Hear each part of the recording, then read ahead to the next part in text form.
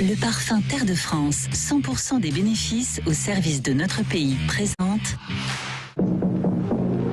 Ici Sud Radio. Les Français parlent au français. Les carottes sont cuites. Les carottes sont cuites. Sud Radio Bercoff dans tous ses états. Et aujourd'hui, André Bercoff est en face à face avec Brice Perrier, qui est auteur, journaliste indépendant, collabore notamment à l'hebdomadaire Marianne et présente ce livre SARS-CoV-2 aux origines du mal aux éditions Belin. Sud Radio Bercoff dans tous ses états. Le face à face. Alors voilà un livre, d'abord je voudrais dire, ça rappelle quand même des choses de base. Quand on reçoit un livre de journaliste, quelquefois on se dit il a ajouté, il a fait des petites choses, il a publié 2-3 papiers et puis il les compile. Et bien ça n'a rien à voir. C'est un vrai livre de vrai journaliste. Il fait la plume dans la plaie. Vous savez, Albert Londres. Et il a enquêté, Brice Perrier, sur effectivement les origines de ce SARS-CoV-19 dont on parle depuis déjà plus d'un an, bien plus d'un an. Et il est remonté effectivement à la source en se demandant au fond d'où c'est venu. Et ce qu'il montre dans ce livre, on va en parler longuement, et avec vous aussi, auditeurs de Sud Radio, c'est que,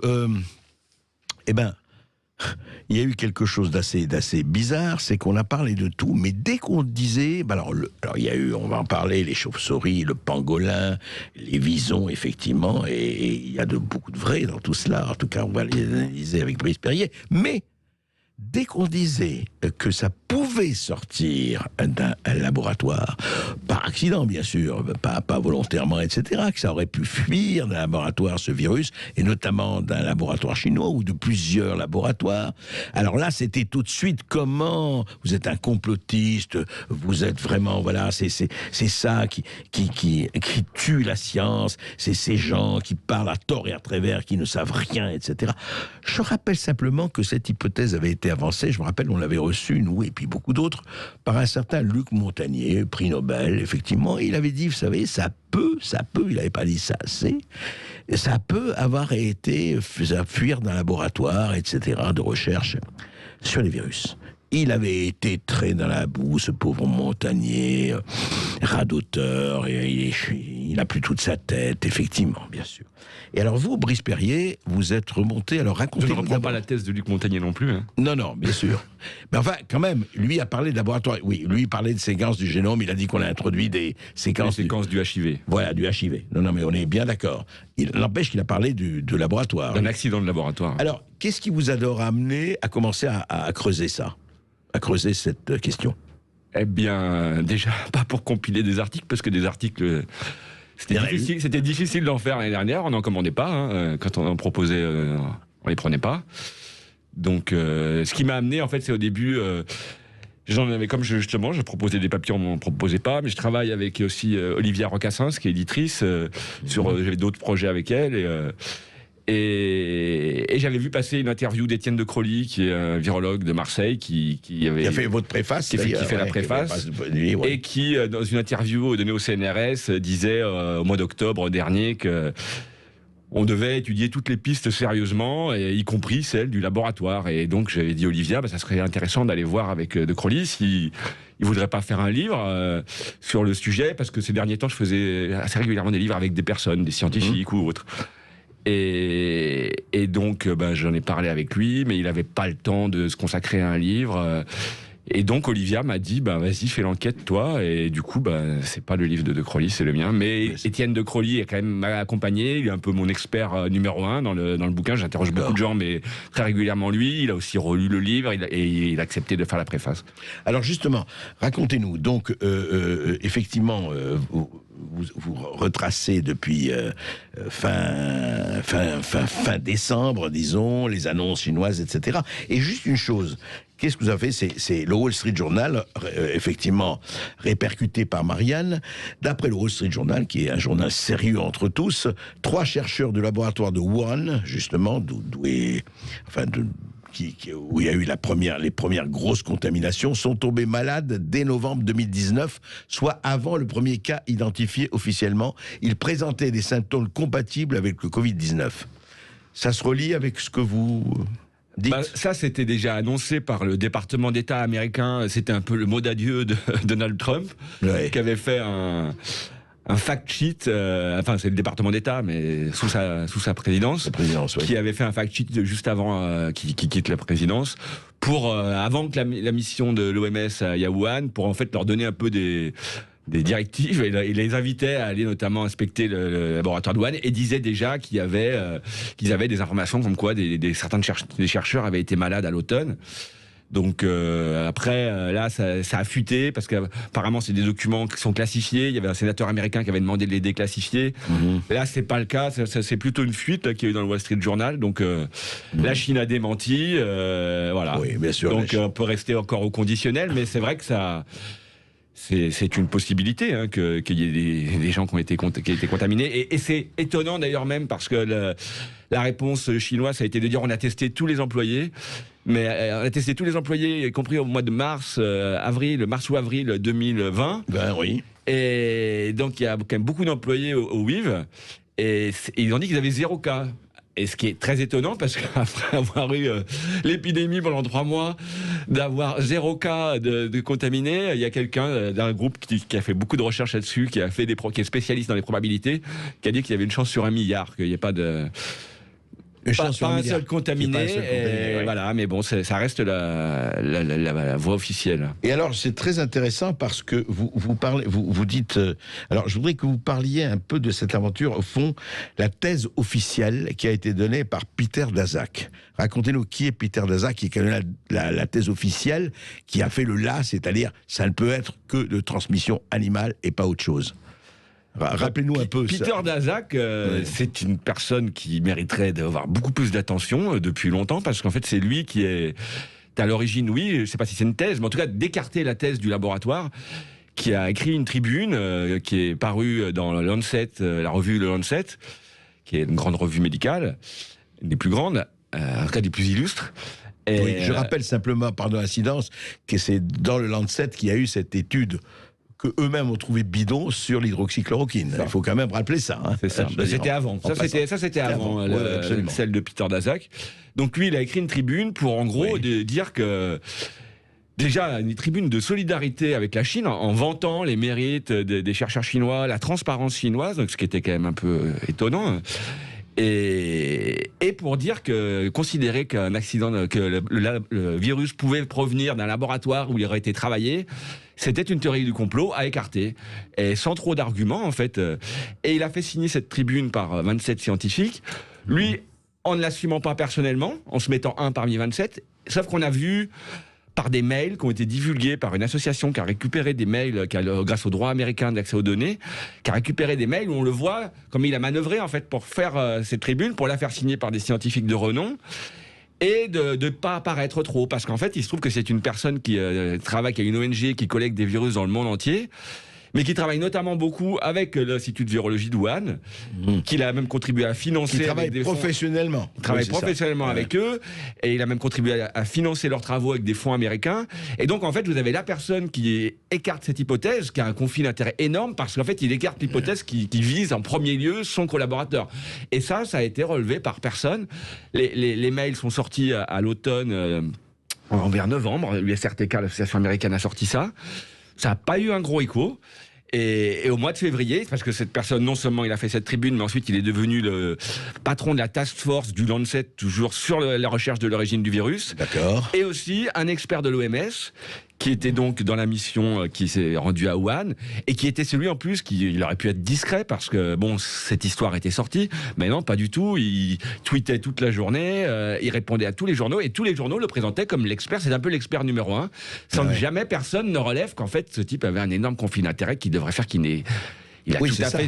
son travail est tout à fait légitime, mais par contre, il est mal placé pour écarter, pour juger de ça, et pour écarter l'accident de laboratoire. Comme un certain nombre de médecins, mais enfin, c'est une autre histoire. Ce qu'il a fait, et en tout cas, une fois qu'il a fait ça dans le Lancet, ça a été repris dans le monde entier. Et c'est devenu la thèse officielle.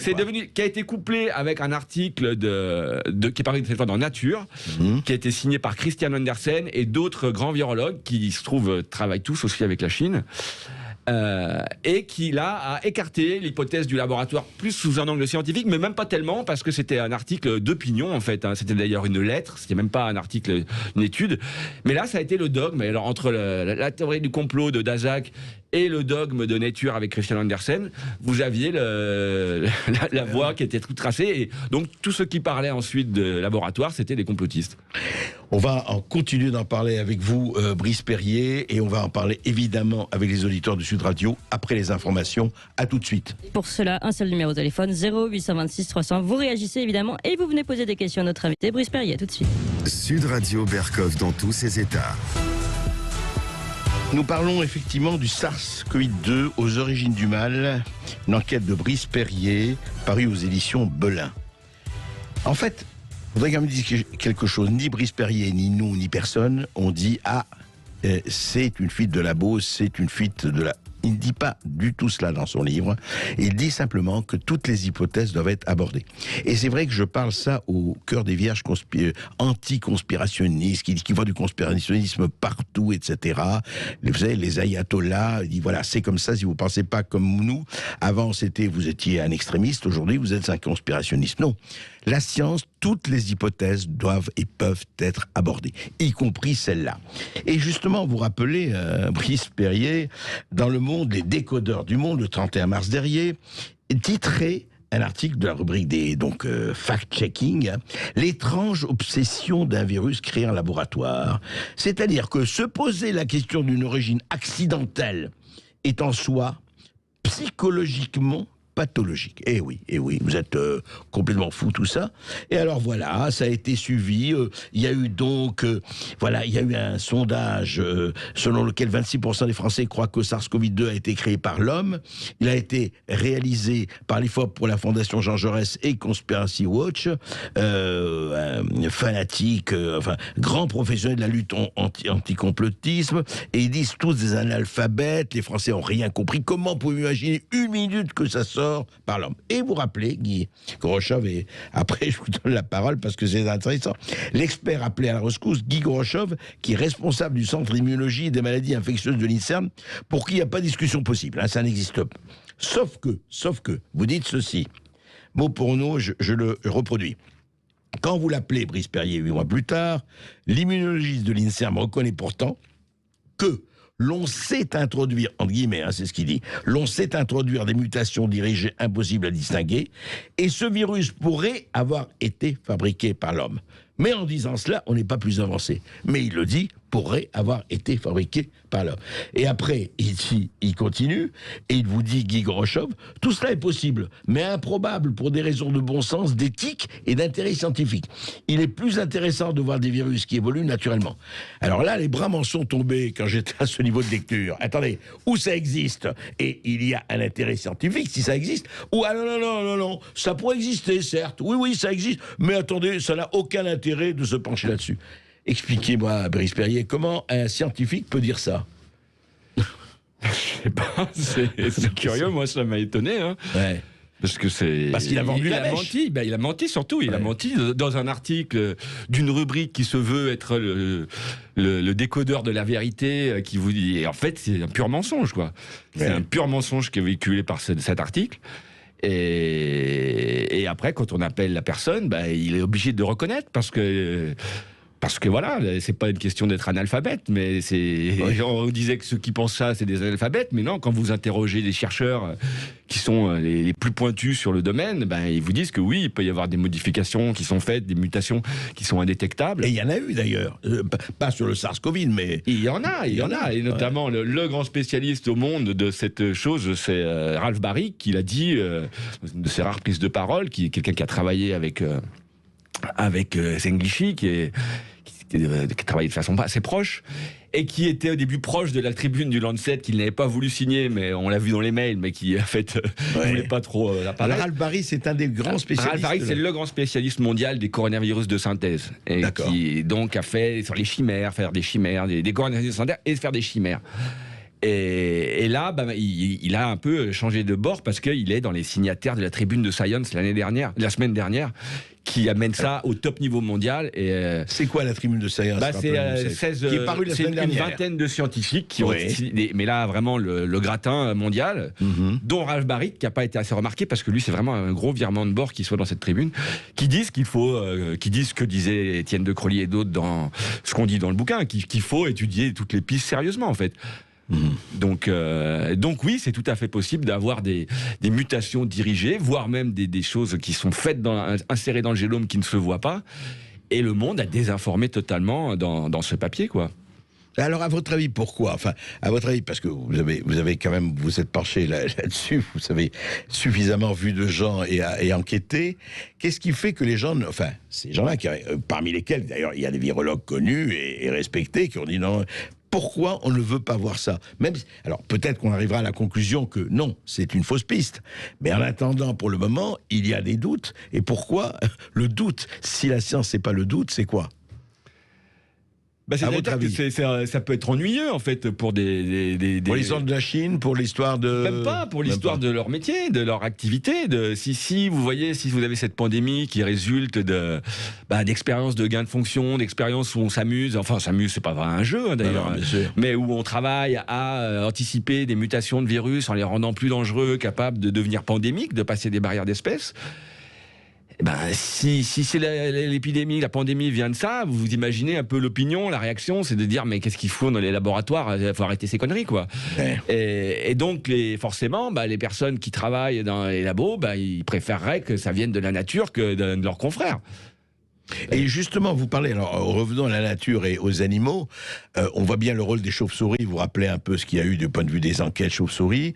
En revanche, le pangolin, pratiquement, vous le mettez hors de cause. Enfin, un certain nombre de scientifiques le mettent hors de cause. En tout cas, on montre que ça a été aussi une fausse piste qui a été donnée pour envoyer les gens regarder ailleurs et même écarter en fait deux pistes. Déjà la piste du laboratoire qui a été écartée parce qu'on disait que c'était la faune sauvage. Parce qu'aussi, faut voir que Peter Daszak, c'est quelqu'un qui a beaucoup mis en avant l'histoire de la faune sauvage. Forcément, ce virus vient de la faune sauvage.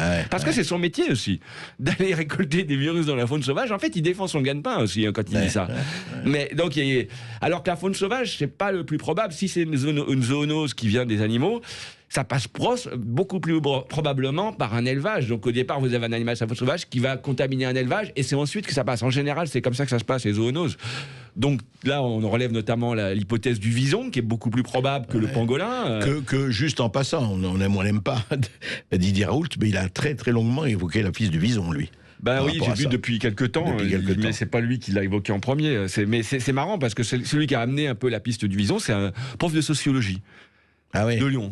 Donc c'est pas un expert du domaine, et c'est aussi ça qui est étonnant, c'est qu'on voit que cette affaire, c'est pas les grands virologues du top mondial qui étaient à signer la tribune du Lancet qui ont fait avancer le schmilblick. C'est plutôt des gens qui étaient en dehors de leur champ de compétences, comme ce professeur de sociologie qui s'appelle Yann Faure. Ou aussi un collectif, c'est vraiment là que c'est eux qui ont fait vraiment avancer la chose, collectif qui s'appelle Drastic, qui a été monté sur Twitter et qui a 1 an aujourd'hui, donc on peut le saluer, et qui n'a jamais été pas reconnu à sa juste valeur. Au départ, au début, totalement... Qui est toujours là, Drastic. Qui est toujours là. C'est eux qui ont encore sorti, il y a 10 jours, les derniers travaux, les mémoires de l'Institut de virologie d'Iwan, qui montraient des travaux qu'ils n'avaient pas déclarés. Ils ont sorti énormément de choses. Ceux qui ont sorti l'affaire de la mine, ceux qui ont sorti que la banque de données du WIV a été mise hors ligne. C'est eux qui ont, je dirais pas tout, mais qui ont sorti la plupart des choses. Et c'est amusant aussi parce qu'on n'en parle pas. D'ailleurs, Le Monde, qui depuis a fait des très bons papiers avec Stéphane Foucard sur cette histoire, ne cite jamais Drastic. Comme si c'était une source peut-être pas assez sérieuse, alors qu'en fait, ce sont des gens, il y en a qui sont sous pseudo, il y en a qui sont des chercheurs qui sont sous leur vrai nom, il y a des Français aussi. Et c'est eux qui font avancer les choses. Et en fait, c'est là où on voit que c'est pas la science officielle, on va dire, qui a fait avancer les choses, parce qu'aussi, dans les revues, on peut voir qu'il y a eu une censure, en fait, dans les revues scientifiques. Vous citez beaucoup de chercheurs ou de virologues qui n'ont pas pu faire passer leur article. Voilà, on dit, je voyais l'autre jour Vincent Glade qui disait sur Twitter que personne ne parlait de gain de fonction il y a 1 an, tout ça, mais c'est complètement faux. C'est quoi les gains de fonction? Les gains de fonction, c'est les travaux qui peuvent être faits sur les virus. Ah oui, d'accord. Comme les faisait Ralph Barrick, comme les faisait Zenglichy à Wuhan. Et en fait, vous avez plus d'1 an, vous avez un papier d'un mec qui a un papier brillant, d'un type qui s'appelle Yuri Degin, qui a fait un papier qui explique que tout le travail qui est fait sur les gains de fonction, notamment chez Barrick et qui est un truc brillant, quoi, et qui existait il y a 1 an et qui n'avait été lu par personne, donc il y a beaucoup de choses qui étaient connues et qui en fait ne sortent que depuis là, et on sort pas encore tellement de ça aujourd'hui. Là, l'affaire est devenue, avec le papier de Science, avec déjà la tribune d'Étienne de Crolly et des autres, avec les réactions après le rapport de l'OMS, où le patron de l'OMS a désavoué le rapport le jour même en disant il faut pousser plus cette piste. Donc là, aujourd'hui, on parle beaucoup de la Chine, et voilà, dire oui, la Chine ment, et c'est vrai que la Chine n'est pas claire et qu'elle cache de l'information, mais je pense qu'aujourd'hui, 1 an après, il faudrait aussi que les médias, qu'on s'interroge sur pourquoi est-ce qu'on a mis 1 an à découvrir la Lune, quoi, en fait, hein, et encore, on l'a pas encore bien découvert, parce que je vous dis... pourquoi on a écarté cette piste d'emblée, c'est ça. Pourquoi ça a été écarté? Il y a un dysfonctionnement, et dans les revues scientifiques, les gens qui voulaient faire des papiers, la lettre de Nature qui disait que ça ne pouvait pas être issu d'un laboratoire, elle a reçu, je sais pas, 5-10 réponses, des gens qui répondaient, il n'y en a aucun qui n'a été publié. Ouais, c'est tout à fait. Il y a eu un blocage d'informations au niveau des revues scientifiques, et après, ça a été relayé par les médias à large échelle, quoi. Et en fait, tous les conspiracy watch et autres de tous les pays se sont unis pour dire attendez, pas touche à ça, pas touche au labo, quoi. En fait, c'est ça. Oui, on se demande même pourquoi, parce que c'est stupide un accident, ça n'a rien d'un complot, quoi. Bah bien sûr. Donc on peut pas dire non, parce que il y a eu des gens qui sont partis. Alors là, c'était guerre bactériologique et compagnie. Ça c'est bon, ça a déliré là-dessus. Ça c'est autre chose. Mais c'est vrai, comme vous dites. Enfin, il y a eu évidemment des virus. On travaille sur le virus dans les labos. D'ailleurs, c'est la fonction des labos de travailler sur les virus et de les séquencer, enfin de faire un certain et pas de les créer à partir de rien, mais de prendre un virus, de le mélanger avec un autre, d'éventuellement lui ajouter des choses. Et on peut appeler ça quand même une création de laboratoire, puisque ça sort d'un laboratoire et suite à un travail qui peut être plus ou moins dirigé, parce que quand vous mettez des cellules en culture, différents virus, vous pouvez avoir des mutations qui vont se faire naturellement dans les paillasses, quoi. Et d'autres on s'attend pas. Et après, d'autres qu'on s'attend pas. Et après, on sélectionne, on garde celles qu'on veut. Mais ça reste un travail de laboratoire qui n'a pas à être écarté comme quelque chose de complotiste. Surtout quand l'épidémie démarre dans la ville où il y a les laboratoires qui sont les plus à la pointe du monde, qui ont la plus grande collection de virus et qui sont spécialisés dans ces travaux de gain de fonction. Donc, comme par hasard. C'est quand même la première chose à regarder, à mon avis. Hein. On se retrouve après ceci et avec les auditeurs de Sud Radio et Brice Perrier. Voilà, vous réagissez 0826 300 300. Brice Perrier reste avec nous. Donc évidemment, vous venez lui poser des questions et vous pouvez aussi revenir sur les autres sujets, hein, ces attaques en succession contre la police, mais les autres attaques aussi d'ailleurs, on peut en parler, hein, ces récidivistes, etc. Pourquoi les chiffres du Covid en France étaient surestimés depuis des mois? Youssoufa qui chante l'hymne des Bleus, voilà, tous ces sujets-là, on vous attend. À tout de suite. Sud Radio Berkov dans tous ses états. André Berkov dans tous ses états et les pangolins dans tous leurs états quand ils écoutent Brice Perrier, qu'ils se rendent compte qu'ils ne sont pas responsables de cette crise de la Covid. Et vous aussi, vous nous appelez 0826 300 300. On donne la parole à Guy qui nous appelle de Paris. Bonjour Guy. Oui, bonjour Guy. Bonjour madame, bonjour messieurs, merci pour le temps consacré. Alors j'ai travaillé pendant plusieurs années dans un laboratoire de chimie nucléaire en recherche appliquée, donc sur des éléments très très dangereux. Nous étions en ce qu'on appelle laboratoire en puissance P4, c'est-à-dire puissance maximum, sécurité maximum. Eh bien, il est arrivé que de la contamination sorte de ce laboratoire malgré toutes les précautions. Contamination qui allait jusqu'à contaminer tout un réfectoire de plus d'1 millier de personnes. Ah oui, vous voulez dire un millier de personnes ont pu être contaminées, c'est ça? Alors non, le réfectoire, le monsieur qui est sorti de notre laboratoire, qui s'était mal vérifié, a contaminé le bord de la caisse où on prend notre billet pour le repas. Il a contaminé la table sur laquelle il a posé son plateau, etc., etc. Donc ça va très vite. Vous voyez, et là où il y a de l'humain, comme je dis, là où il y a de l'homme, il y a de l'hommerie. L'homme est faillible, il faut le savoir. Donc il y a cette possibilité, malgré toutes les précautions. Ça, c'est une chose. La deuxième, j'ai de la famille qui a visité le marché de Roanne, entre autres, il y a 4-5 ans. Ah oui, le fameux marché aux animaux, là, humide, le fameux marché aux animaux était le même que les autres marchés, hein, c'était pareil. C'était atroce. Et cette famille a vu des personnes consommer des chauves-souris, les dépeçant, les faisant griller et les mangeant sur place. Les animaux étaient abattus sur place, quel que soit l'animal, quelle que soit la provenance, qu'ils proviennent de la à Wuhan, oui. À Wuhan. C'est plus de chauves-souris à Wuhan, apparemment. Comment ? À Wuhan, ils ne vendaient plus de chauves-souris. C'est plutôt le sud de la Chine qui a encore ça, et c'est quand même une pratique qui se perd, apparemment. Pas il y a 4-5 ans, ça continuait. Ouais. Ça continuait, donc tous ces animaux étaient mélangés les uns avec les autres, entassés dans des cages les uns sur les autres. Donc, vous voyez, donc on est obligé de s'axer, de pénétrer dans les deux possibilités de contamination. Oui, bien sûr. Il faut prendre en compte les deux. À part entière. On ne peut pas se permettre d'en éliminer une pour préférer l'autre. On est tout à fait d'accord, et le problème, c'est qu'on en a jusqu'ici à éliminer une pour en privilégier l'autre. Eh ben, c'est une erreur grave.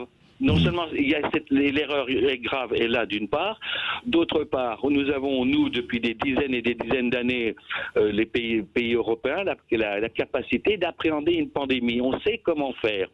J'ai été formé, moi, par l'armée et par la protection civile, dans les cours NBC, pendant mes études de chimie, en études supérieures. Donc, c'est très clair. C'est test permanent, bien évidemment précaution avant, test, la personne qui est testée, qui est positive, cette personne mise à l'isolement et soignée. Oui, on doit isoler les secteurs. Oui. On fonctionne comme ça dans les bâtiments où on travaille sur des... Je sais bien, mais monsieur, ça vous mettez en question toute la gestion du Covid qu'on a eue, et pas seulement nous. Voilà, voilà. Mais l'origine, il ne faut pas oublier que l'origine peut venir de deux ans, de on deux est bien façons d'accord. différentes. Et puis il y a aussi une troisième origine qui est beaucoup plus grave que nous vivons, c'est que nous pouvons très bien être face à une personne ou des personnes qui ont une idéologie, qui sont capables, dans leur folie, de sortir un virus et de le balancer dans la nature.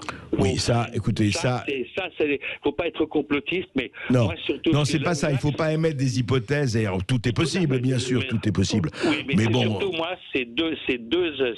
C'est ça, les deux possibilités que vous avez évoquées. La nature, provenant de l'insanité et l'erreur humaine. L'erreur humaine. Ça, il faut accepter. On est d'accord. On est d'accord. Merci de votre analyse. Qui parle. Il faut bien voir, je crois, sur l'idée que ça a été fait délibérément, que ça serait vraiment stupide de la part de la Chine de faire ça à Wuhan. Parce que s'ils avaient l'intention de lâcher un virus, le mettre à côté des laboratoires qui les fabriquent... On ne commence pas la guerre bactériologique dans son propre pays. Et surtout dans la ville où on est à la pointe de ces recherches, quoi. Ça serait vraiment pas malin. Et donc, rien que ça... Et en plus, c'est pas un virus qui correspond... à ce qu'on fait comme arme bactériologique. Il y a pire. Il y a beaucoup plus efficace. Ça n'a pas le profil d'une arme biologique. Clémence. Vous continuez tous, en tout cas, de nous appeler. Et Brice Perrier reste encore avec nous, qui a fait justement cette première vraie enquête complète, on va dire, sur les origines du mal du SARS-CoV. Eh bien, on vous attend à ce sujet tout de suite. Le parfum Terre de France, 100% des bénéfices au service de notre pays, présente... Radio. Les Français parlent au français. Je n'aime pas la blanquette de veau. Je n'aime pas la blanquette de veau. Sud Radio Berkov dans tous ses états. Alors, SARS-CoV-2 aux origines du mal, édition Belin, c'est le titre du livre de Brice Perrier. 0826 300 300, c'est le numéro de téléphone auquel vous nous appelez tous. François nous appelle de Rodez. Bonjour François. Oui, bonjour François. Bonjour. Bonjour, on vous écoute. Ah non, il n'est pas là. Alors, François n'est pas là. Grand silence blanc. Bon, allez, on va donner la parole. J'espère qu'un pangolin ne vous a pas mangé, François. On va donner la parole à Christophe en attendant. Christophe nous appelle d'Angers. Bonjour Christophe. Bonjour de l'Anjou. Je suis là. Bonjour. Bonjour. Alors, je ne sais pas si vous avez entendu parler de l'effet Dunning-Kruger. Dunning-Kruger. Ce sont deux psychologues américains qui, à la fin des années 2000, ont mis en évidence quelque chose de très intéressant, c'est que le sentiment de confiance allait avec l'ignorance. Moins vous savez, plus vous êtes confiant. Et je trouve que ça s'applique formidablement à ce qui se passe actuellement, c'est-à-dire qu'on nous impose beaucoup d'ignorance et ça nous rend confiants. On accepte beaucoup de choses. Hein. Et moi, il y a quelques jours, je crois que vous êtes intervenu sur la télévision sur la vaccination, où vous invitez des invités BA proposaient de donner de l'argent ou des parts de pizza à des gens pour se faire vacciner. Et vous aviez parlé de prostitution vaccinale et vous aviez raison. J'ai trouvé ça très choquant que l'on puisse interdire aux gens d'avoir un avis, de réfléchir par eux-mêmes, et que ça n'avait aucune valeur, que finalement, on pouvait les acheter. Oui, je trouve ça dégoûtant. Mais vous avez tout à fait raison. C'est plus que ça. En fait, là où je vous mets un bémol. Sur le reste, je suis d'accord avec vous. C'est moins ils en savent. Vous dites plus ils sont confiants. Oui, sauf qu'ils sont pas confiants. Ils sont managés par la peur. Le vrai, ce qu'on a constaté ici, et pas seulement en France, c'est que si vous voulez, à partir du moment où vous dites attention, vous n'êtes pas quelqu'un en bonne santé. Vous êtes un malade du Covid qui s'ignore, mais un jour ça pourrait exploser. À ce moment-là, vous avez une espèce de sidération, et on voit très très bien dans notre pays comment ça s'est passé, la sidération. Je me dis, oh là là, allez vous faire tous vacciner, ou attention, les masques, ou attention, pas toucher, etc., etc., etc. Tout ce qui a été établi, je ne dis pas que c'est faux, je dis simplement qu'on a mis la peur en avant, et je crois que cette confiance, elle a été très érodée. Regardez, les politiques, il y avait longtemps qu'on n'avait plus confiance, les médias non plus. En revanche, les médecins et ce qu'on appelle la science, on avait très confiance, jusqu'à ce qu'on voit les médecins de plateau s'écharper en public pendant des mois et des mois, dire tout et son contraire. Voyez, donc je crois que je crois que l'ignorance effectivement amène à la passivité. C'est ça qui est encore pire que la confiance, c'est la passivité. Et c'est ça qui est. Mais André, vous savez pourquoi aussi? C'est que le savoir amène le doute. Ah ben voilà, on est bien d'accord. Et c'est pour ça qu'on parle du bouquin de Brice Perrier. Il dit, on ne dit pas oui, c'est un laboratoire que ça a été fait. Il dit, est-ce qu'on peut aborder, au cours de son enquête, est-ce qu'on peut aborder la possibilité que ça ait échappé d'un laboratoire où l'on travaille sur les virus? Parce qu'il y a beaucoup de pistes, il y a beaucoup de signes qui aussi mènent vers ça, parce que c'est pas juste une hypothèse intellectuelle. Alors les signes, parlez-en un peu, les signes. Les signes, déjà, vous avez le lieu, et puis après, c'est les caractéristiques du virus qui correspondent au genre d'expériences qui peuvent être menées, et en particulier sur une zone particulière du virus qui est en fait son atout maître au niveau infectieux, qui est le site furine, dans lequel il y aurait d'ailleurs des traces qui pourraient renvoyer vers le laboratoire, parce que là c'est un peu technique, mais vous avez cette zone qui fait 4 acides aminés, qui est donc codée par des codons qui ressemblent 3 nucléotides, et vous avez 2 de ces codons qui sont rares dans la nature, mais très couramment utilisés dans les laboratoires.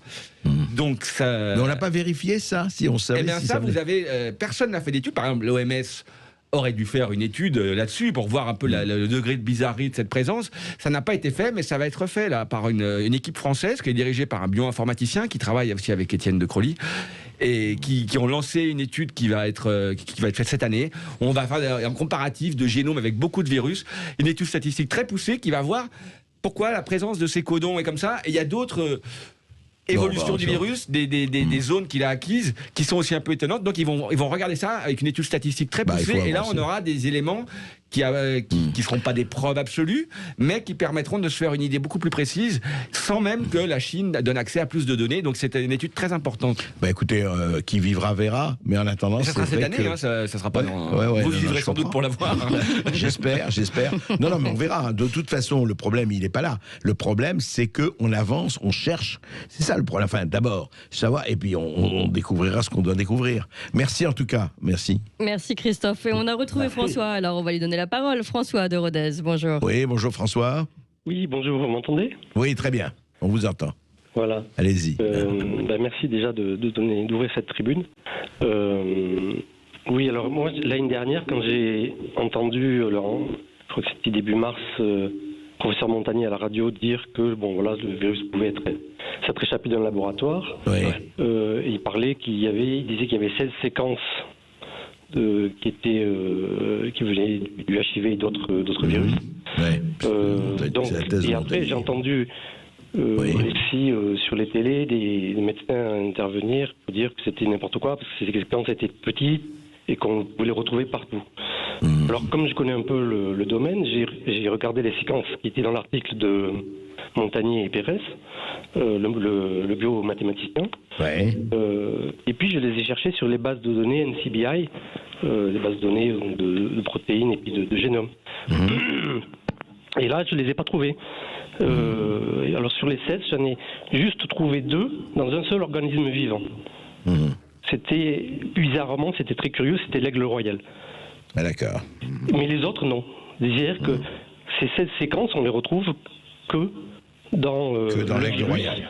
Ou les chimères qui ont été fabriquées pour reconstituer le virus. D'accord. Voilà. Pas forcément. Hein. Je vous invite à lire un article qui a été fait aussi par Étienne de Crolly, Jacques Von Elden et plusieurs autres chercheurs, notamment un spécialiste de la phylogénétique, qui ont en fait, je ne sais pas si c'était les 16, là c'était surtout 4 insertions que Luc Montagnier mettait en avant, disant que c'était des insertions du HIV. Et pour ces 4 insertions, donc ils ont fait une recherche phylogénétique assez poussée pour voir si on les trouvait ailleurs. Et ils ont trouvé ailleurs pour 3. Chez le pangolin ou chez la chauve-souris. Et donc ils ont trouvé une possibilité que ça vienne d'ailleurs pour 3 sur 4 insertions. Par contre, la 4e, non. Et la 4e, il se trouve que c'est le site-furine. Donc cette zone un peu fatale. Et quand même, c'est ces séquences qui ont une longueur entre 20 et 40, donc à moyenne 30. Si on regarde la probabilité pour qu'elle soit là par hasard, c'est vraiment incommensurable, quoi. Voilà. Et il parlait bien de 16 séquences, et pas seulement de 4. Et les arguments des gens disaient oui, c'est trop petit pour que ça soit discriminant, alors que c'est extrêmement discriminant. Ça, c'est une discussion technique et scientifique qu'on ne pourra pas malheureusement prolonger là, mais en tout cas, j'invite tous les auditeurs à lire le livre de Brice Perrier et à eux-mêmes aller chercher. C'est très important. Ne comptez sur personne que sur vous-même et comptez sur les gens qui ont vraiment enquêté. Voilà, d'ailleurs, je rappelle le titre du livre, SARS-CoV-2 aux origines des mal, édition Belin. Allez, on donne la parole à Pascal qui nous appelle de Grenoble. Bonjour Pascal. Oui, bonjour. Oui, bonjour Pascal. Émission passionnante, hein, comme d'habitude chez vous. Bon, super. Et je vous appelle parce que je vais faire un petit peu mon complotiste en rapport à ce qu'a dit votre invité. Allez-y. Il y a quand même des enjeux géostratégiques permanents à travers le monde, quoi. Et puis des guerres d'influence, etc. Et je voulais rebondir sur ce qu'il a dit. En fait, ça serait une mauvaise idée de lâcher un virus chez soi, de faire ce genre de choses. Ah oui, de ne pas commencer par son propre pays et Wuhan, le laboratoire. Voilà. Oui. Quoi qu'il en soit, et si on relativise, bien sûr, hein, c'est un virus qui tue pas tout le monde. C'est pas la peste noire, quoi. C'est clair. Donc, c'est un virus, si on voulait être un peu complotiste ou un peu analyser ça, qui pourrait être utilisé pour faire une grosse déstabilisation mondiale des économies, des États, de tout l'équilibre actuel, une grosse remise en question, sans faire non plus sans tuer tout le monde, quoi. Voilà. Est-ce qu'on peut écarter cette piste-là? C'était ma question. Bah là, après coup, vous voulez la déstabilisation, c'est sûr qu'elle est là, mais c'est difficile déjà de la prévoir à l'avance. Hein. Et puis surtout, je vous dis. Si, mettons, je ne sais pas si vous pensez qui aurait fait ça. Donc, si vous pensez que ce sont les Chinois, ils voudraient faire ça, ils iraient plutôt le faire dans la zone où il y a les chauves-souris pour qu'on croirait que c'est naturel. Parce que c'est d'ailleurs Zheng Liqi a dit jamais j'aurais cru que ça arriverait à Wuhan. Et si c'est pas les Chinois? Si c'est pas chinois, c'est que vous êtes encore plus complotiste. Et que vous n'aimez pas les films de James Bond. Mais en tout cas, c'est pas si c'est pas les Chinois, qui sont très affûtés pour y répondre. La thèse, enfin ce que veut dire, c'est François. Pascal. C'est Pascal. Ce que veut dire, pardon. Ce que veut dire, c'est que effectivement, enfin, mais c'est encore une fois une hypothèse que nous ne retenons pas. Non, mais bien sûr, mais on discute de tout et c'est très bien discuter de tout. C'est que effectivement, ça n'a pas été une maladie, ça n'a pas été la grippe espagnole, ça n'a pas été la peste noire, etc. On le voit aujourd'hui, au bout d'un an. Donc, bien sûr, effectivement, moi j'y crois, enfin je n'adhère pas du tout à cela. Mais est-ce qu'on pourrait avoir des autorités ? Est-ce que c'est est-ce que c'est envisageable ou c'est uniquement de la politique fiction, je ne sais, ou d'un thriller fiction, je ne sais pas. Mais c'est vrai qu'on peut se poser des questions par rapport au traitement de tout ça, quoi. C'est vrai. On peut tout envisager, mais après les spécialistes des armes, justement des armes biologiques et tout ça, disent que ça correspond pas du tout à ce qui se fait. Et là, ça revient cette histoire avec notamment une journaliste australienne qui a sorti un papier et qui annonce un bouquin pour septembre en disant que voilà, c'était les Chinois travaillaient sur une arme biologique. Ils envisageaient le coronavirus comme une arme biologique, mais c'est vraiment une totale mésinterprétation des choses, parce qu'en fait elle se base sur soi-disant des documents un peu secrets chinois, alors qu'en fait c'est un livre qui a été publié, qui est en vente sur Amazon, qui a été publié en 2015 par une sommité scientifique chinoise, il est vrai, mais qui lui en fait est une théorie du complot, parce qu'il parle du SARS-1 et il présente le SARS-1 comme une arme biologique lancée contre la Chine. Donc en gros il dit puisque c'est ça, ça pourrait être aussi ça. Et donc ça s'est surinterprété en disant les Chinois envisageaient en 2015 d'utiliser le coronavirus comme une arme. Mais c'est complètement faux et c'est pas du tout secret. C'est un livre qui était en vente sur Amazon, qui a été désavoué officiellement par les Chinois. Donc on essaie aussi de monter en épingle. Il vaut mieux rester sur les choses concrètes, voir ce qu'il en est, que partir dans les plans sur la comète. Exactement, et c'est déjà un sacré travail de le faire. C'est pas évident. Merci. Merci beaucoup en tout cas et continuez de nous appeler 0826 300 300. On se retrouve dans quelques minutes. Sud Radio Berkov dans tous ses états. Et nous continuons de parler des origines, notamment du SARS-CoV-2 avec Brice Perrier. Et vous, chers amis, qui nous appelez 0826 300 300. La parole à Florence qui nous appelle des Pyrénées-Atlantiques. Oui. Bonjour Florence. Bonjour Florence. Bonjour Sud Radio, bonjour Monsieur Berkov. Alors vous avez passé des bonnes vacances? Très bonne, merci. Mais j'étais toujours là, j'étais là, je tweetais. Vous revenez sur le front, on a besoin de vous, faut pas partir. Non, ça y est, je suis là, je suis au poste, dans les tranchées. Super. Moi je voulais dire que, par rapport à votre invité qui fait un excellent travail, évidemment, comme la plupart de vos invités, enfin pas tous mais beaucoup. En fait, ce qu'il faut savoir, en fait, on met les érudits de cette radio là. Les et font des bêtises. Attendez, excusez-moi, est-ce que vous avez gardé votre haut-parleur parce qu'il y a un problème de liaison? Oui, ou est-ce que vous pouvez vous déplacer? Vous m'entendez mieux là? Oui, là ça va mieux, oui. Voilà. Oui, je disais que les érudits de Sud Radio sont là, pendant que les clowns de l'Élysée font des blagues de gamins de 15 ans. Donc on voit bien l'image de la France, quoi.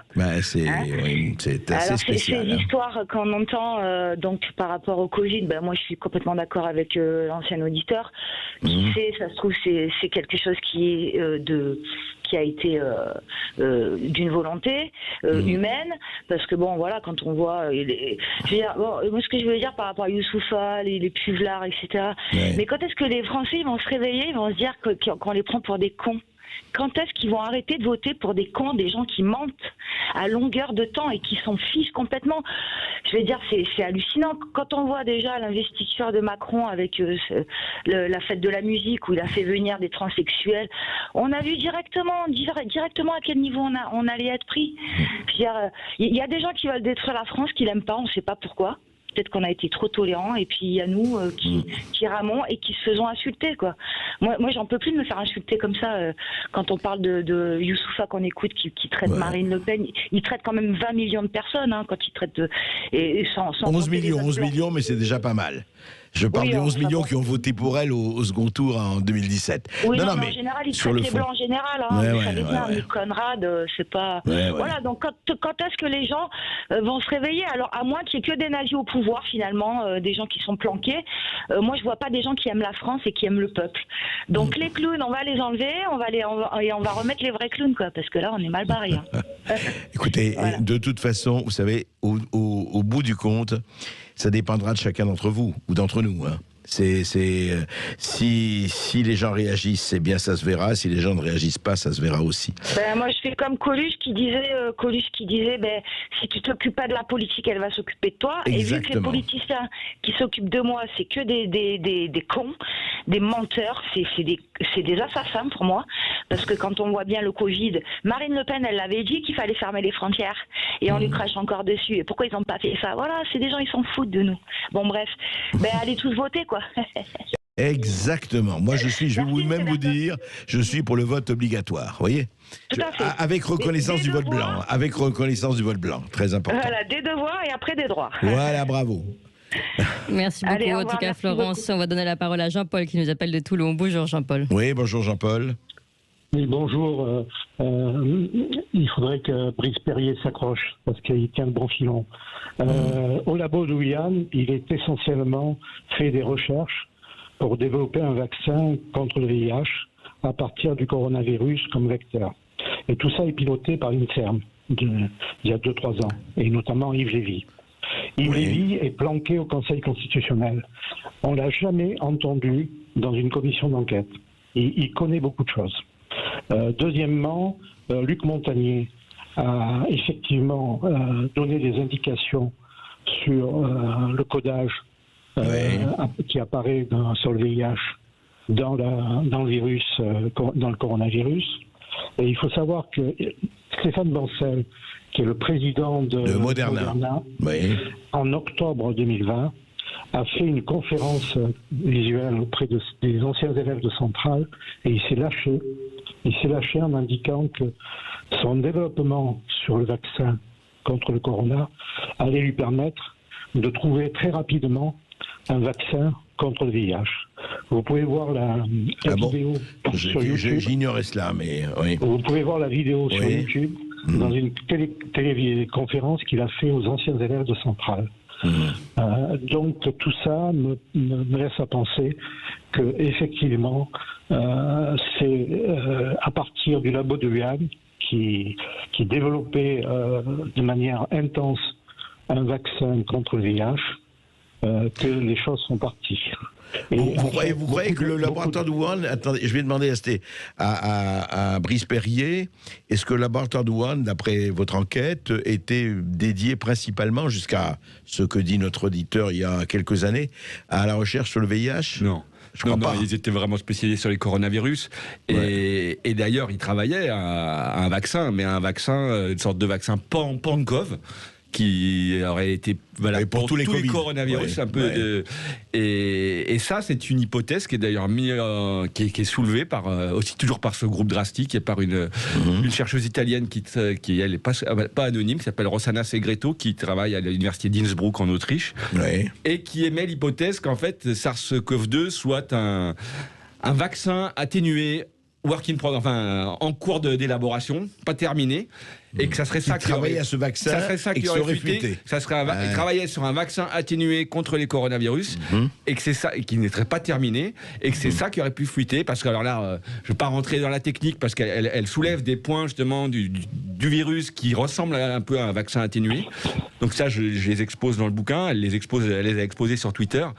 Mais voilà, c'est plus ça. Hein. Quant à M. Montagnier, M. Pérez, moi je les ai sollicités pour qu'ils répondent notamment à quelques questions toutes simples, notamment ce qu'a dit. Ce que dit le papier de Crowley et Van Elden sur ces quatre insertions. Et malheureusement, ils n'ont pas voulu répondre. Donc, ok. Merci en tout cas. Merci beaucoup Jean-Paul. On donne la parole à Guillaume qui nous appelle de Carcassonne. Oui, bonjour Guillaume. Oui, bonjour tout le monde. Bonjour André, bonjour à vos invités. Je voulais moi juste réagir sur pas les conséquences du virus, à savoir s'il a fuité ou pas du laboratoire de Wuhan, mais je voudrais juste souligner moi ce que ça a engendré, à part la crise économique bien sûr et sociale qui va venir. Mais je voudrais surtout parler quand même du vaccin, parce qu'on voit bien que la seule obstination de tous les gouvernements, c'est la vaccination à tout va, c'est de piquer tout le monde. Et on voit bien que ceux qui déjà la refusent sont déjà traînés dans la boue. Donc voilà, je pense qu'il doit y avoir un principe de précaution aussi à avoir vis-à-vis de ça. Pourquoi, dès le début, même un mois seulement après le début de la pandémie en France, Emmanuel Macron a appelé à la vaccination générale, sans parler de traitement. 1 an et demi de crise et la France n'a pas été capable de trouver un seul traitement. Et tous les traitements qui ont été... composé, tout cela a été balayé d'un revers de la main. Même la vitamine D, ils en veulent pas. À croire que je trouve bizarre quand même qu'on soit obstiné à vouloir vacciner tout le monde. Alors, Alors, est-ce que oui, Brice Perrier, ça c'est pas votre enquête, le sujet de votre enquête n'est pas là, mais en revanche, oui, vous dites en revanche, vous pensez qu'au départ, vous venez d'un pas par là, il travaillait sur la vaccination, donc ce laboratoire de Wuhan. De toute façon, c'était le but de faire ces virus, ces mutations, provoquer ces mutations, faire ces gains de fonction. C'est dans le but d'avoir les virus dangereux qui pourraient arriver pour préparer des parades qui peuvent être des vaccins ou des médicaments, mais surtout des vaccins. C'était vraiment faire un vaccin, c'est un peu la logique aujourd'hui de la médecine, de faire de façon maladie infectieuse, de faire des vaccins. C'est la logique qui existe depuis déjà quelques années, donc qui s'est naturellement exprimée avec le Covid, je pense. Après, c'est vrai que je ne veux pas rentrer plus avant là-dedans, mais en tout cas, oui, c'est face aux pandémies, face à ce qu'ils pensaient, la réponse, c'est un vaccin. Et c'est vrai que c'est aussi ce qu'incite notamment Bill Gates avec ses fondations. Il subventionne ça. Les recherches que fait Peter Daszak, c'est aussi quand même dans cette même logique d'aller collecter un maximum de virus pour les connaître et pour faire des parades et faire des vaccins. Oui, disons que ça part de bonnes intentions et après, bon... Les résultats ne sont pas forcément bons parce qu'il y a déjà... Ça arrive dans l'endroit où ils seraient censés être les plus équipés pour en faire face. Et ils ont pas réussi à y faire face de manière avec des vaccins, quoi. Et il faut voir aussi, c'est un peu amarrant, mais que Ralph Baric, qui travaille donc avec eux, lui, il a trouvé quelque chose de son laboratoire. Il y a un médicament qui a été un peu conçu, c'est le remdesivir. Oui. Qui était aussi beaucoup utilisé par Peter Daszak avec les animaux et tout ça. Ouais. Et bon, voilà, c'est pas forcément le remède miracle. Ça a été même écarté par l'OMS. Il est très cher, mais c'est pas du tout le remède miracle. Après, je le rappelle que l'Union européenne a acheté du remdesivir pour 1 milliard d'euros. Parce qu'il était bien supporté par le milieu. Bien promu. Allez, Clémence. On donne rapidement la parole à Angèle qui nous appelle de Marseille. Bonjour Angèle. Oui, bonjour Angèle. Bonjour Monsieur Berkoff, bonjour Clémence et bonjour le monsieur que j'ai déjà bien entendu chez Thinkerview, que j'admire beaucoup. Ouais. Donc moi c'est un peu des gros remerciements que je voudrais donner à Youssoufa, à la Fédération française de football, au Bleu, à la ministre des Transports. Parce que moi je veux bien aussi me faire engrosser comme une chienne. Et d'ailleurs comme ça fait partie de la culture, je propose à toutes les Françaises de le faire. Et puis encore mieux, le truc suprême ce serait de le faire avec McFly et Carlito à l'Élysée. Je trouve que ce serait formidable. Écoutez, l'invitation est lancée, nous allons la transmettre. Macron, si tu m'entends, voilà. Alors, et puis je voulais dire aussi que ça ne m'étonne pas trop des milieux sportifs, parce qu'on a vu que ces quelques dernières années, qu'il y a beaucoup de jeunes filles qui se sont fait violer. D'ailleurs, on n'en entend plus parler. Et que pour l'instant, on n'entend guère ni Madame Schiappa, qui défend les femmes. C'est vrai qu'on l'a pas beaucoup entendu ces jours-ci. Ni les féministes. Les féministes non plus, c'est vrai. Je veux leur rappeler que les violences faites aux femmes commencent par les injures et les insultes. Voilà. Oui, écoutez... c'est mon message. Eh bien, votre message a été enregistré, entendu et transmis au 55 rue du Faubourg Saint-Honoré. On vous tiendra au courant. Brice Perrier, je voudrais finir avec vous, justement, sur... finir. Quelque chose qui commence, c'est pas terminé. À votre avis... votre enquête journalistique, et encore une fois que je recommande aux éditeurs de Sud Radio, vous pensez qu'on va trouver si oui ou non il y aura eu fuite de labo ou fabrication de labo? Vous pensez qu'à un moment donné, même si c'est pas demain après-demain, vous pensez qu'en avançant, on ne peut pas ne pas trouver une réponse dans un sens ou dans un autre, mais une réponse claire avec des preuves claires? Je ne sais plus si c'était à l'antenne ou à l'antenne. Je vous ai parlé des codons tout à l'heure, on en a parlé. Oui, vous avez parlé des codons. C'était à l'antenne, hein, oui, absolument. Donc, il y a cette piste des codons qui peut amener une réponse statistique assez forte, quoi. Et ensuite, c'est sûr que pour savoir, il faut une ouverture, une ouverture plus grande des laboratoires, et pas forcément d'ailleurs que des laboratoires chinois, parce que moi je pense que c'est dans une logique, d'ailleurs le temps s'y prête, parce que cette semaine il y a l'Assemblée mondiale de la santé de l'OMS, où j'espère que le sujet sera évoqué, parce qu'on parle d'un traité futur sur les prochaines pandémies. Ça serait bien aussi que ça s'applique à ce qui s'est passé, et que là, moi je pense que tous les laboratoires qui travaillent sur les coronavirus et les gains de fonction devraient être ouverts aujourd'hui, que ce soit en Chine ou à Rotterdam, où ils sont très à la pointe, ou aux États-Unis ou ailleurs. Et s'il y avait une transparence totale, parce que ça s'impose avec la pandémie, de savoir exactement sur quoi ils travaillaient, Et ça serait la première enquête à faire. Et c'est une enquête qui est facile. C'est plus facile que d'aller trouver un pangolin au milieu de la brousse et d'espérer tomber dessus. Donc après, ça va dépendre du bon vouloir des possibilités. Mais je pense que cette étude, là, si ça bloque au niveau de la Chine et de ce genre de choses, elle permettra en tout cas d'avancer, d'avoir une donnée assez forte. Et là, peut-être de mettre une autre pression pour aller plus loin. Ouais, plus loin. Merci en tout cas, merci Brice Perrier. Merci à vous. SARS-CoV-2 aux origines du mal, édition Belin, et vous pouvez évidemment retrouver cette émission sur YouTube et en podcast sur sudradio.fr. Et tout de suite, c'est Brigitte Lahaye.